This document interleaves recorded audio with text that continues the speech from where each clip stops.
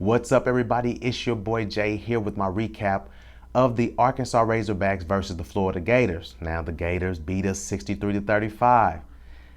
Early on, it looked like it was going to go toe-to-toe, where it seems like it was going to just be back and forth. They score, we score. But of course, Florida, being a number 16, was able to pull off. But the Razorbacks did not lay down, even though the score doesn't really reflect that. But looking at past teams, that score could have easily been 63-3. One thing that I noticed was the defense. Three on the front, to rush. We did sack Trask, I think, once. If we sacked him any more than that, I must have walked away from the TV. But we wasn't really getting a lot of pressure. I could understand what Coach Odom was doing as far as what he may have seen on film, but Florida flipped the script and said, okay, if you're gonna put 3 and drop 8, guess what? We're gonna run it. And they were able to exploit that and get good yardage early on, 5 yards a carry, on the ground, and sometimes more. Then that opens up the box when you kind of get in that. I think they kind of lined up in something similar to like the dime package, where you kind of, bring some people in the box to try to, if they run, hey, we got some speed to be able to counter, but we're also able to drop back if need be. But Florida was just able to exploit. So, hats off to that Florida offense and their defense for, winning the game. I mean, it is what it is as far as what the score was. Dan Mullen, it is what it is. It'll come back to get you, running the score up. But, I mean, if you can't stop them, oh well. Some highlights from the game that I did, like from the Hogs was the offense was really clicking. Would have loved for this game to be where the defense was, stopping some of the pass with the secondary, and then the offense was doing what it was doing to keep us in the game. But of course, we were not able to stop Florida.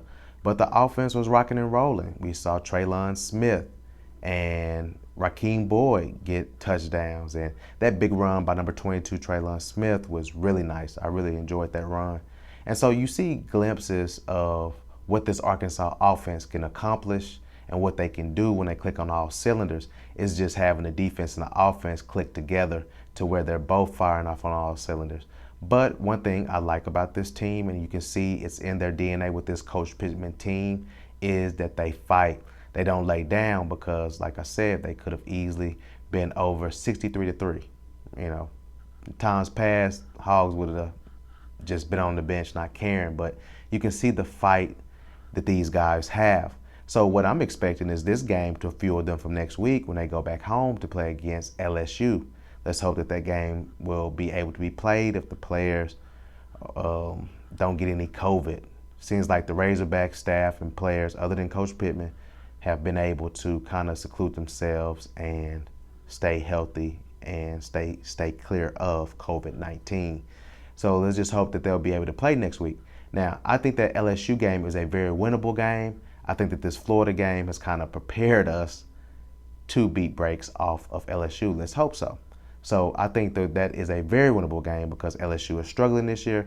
And so I just hope that we go in and handle business at home, because I think we'll have that fan, crowd behind us to help us to go ahead and get the W that'll put us at 4-4.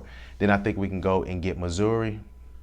I don't know if the Missouri game comes before Alabama, but whichever one, that'll put us at 5-4, and then Alabama toss up. I think Alabama just has too much talent for us.